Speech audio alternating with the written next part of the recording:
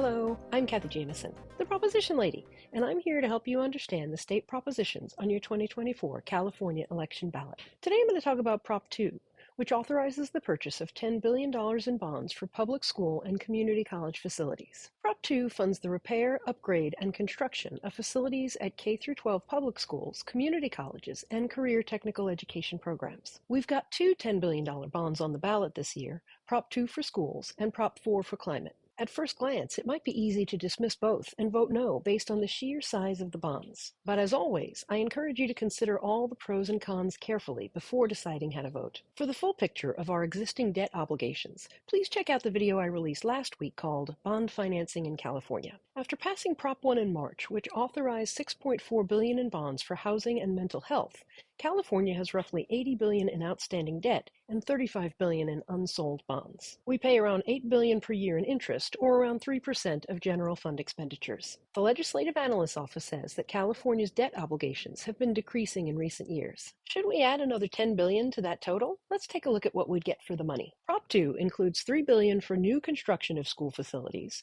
$4 billion to modernize school facilities, $600 million for charter school facilities, $600 million for career technical education facilities, and $1.5 billion for community colleges. If you feel like you've seen this before, it's because we voted on school infrastructure bonds in 2016 and 2020. In 2016, voters approved Prop 51, which issued $9 billion in bonds for K-12 schools and community colleges. In 2020, the legislature asked for another $15 billion in bonds for school infrastructure. Voters defeated Proposition 13, which marked the first time voters rejected a bond measure for education. If you think it's still too soon to ask for another huge school bond, you may want to vote no on Prop 2. But according to the LA Times, the money we approved in 2016 has long since been spent, and the state's school repair fund is expected to be depleted by January. They say there's a wait list of approved but unfunded projects, like leaky roofs, hazardous mold removal, and replacement of aging buildings. California has around 10,000 K-12 schools and 115 community colleges. That's a lot of infrastructure to maintain. The Public Policy Institute of California says that 38% of California students learn in facilities that do not meet minimum facility standards. If you think our school facilities are already in disrepair and desperately need funding,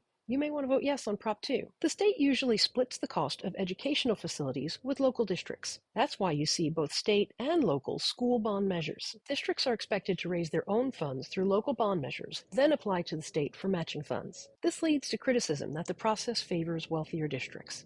Prop 2 seeks to address that. Currently, schools that are unable to raise at least $5 million locally can apply for additional state funding. Prop 2 increases that threshold to $15 million, expanding the number of schools that have access to state resources. In addition, Prop 2 increases the share paid by the state in certain low-income districts for new construction and renovations. Prop 2 includes accountability measures. Governing boards of local school districts would be required to hold at least one public hearing on project proposals before requesting money from the state. Once a project is approved, the governing board would be required to perform and publish independent audits online. The Legislative Analyst's Office says that the cost to repay Prop 2 would be $500 million per year for the next 35 years. That adds less than half of 1% to the state's total general fund budget, and it totals $17.5 billion of payback on a $10 billion bond. That's a lot of interest to pay, and there's just no way around the fact that this is a large amount of debt. If you think $10 billion is just too much, especially after a year with a $47 billion budget shortfall,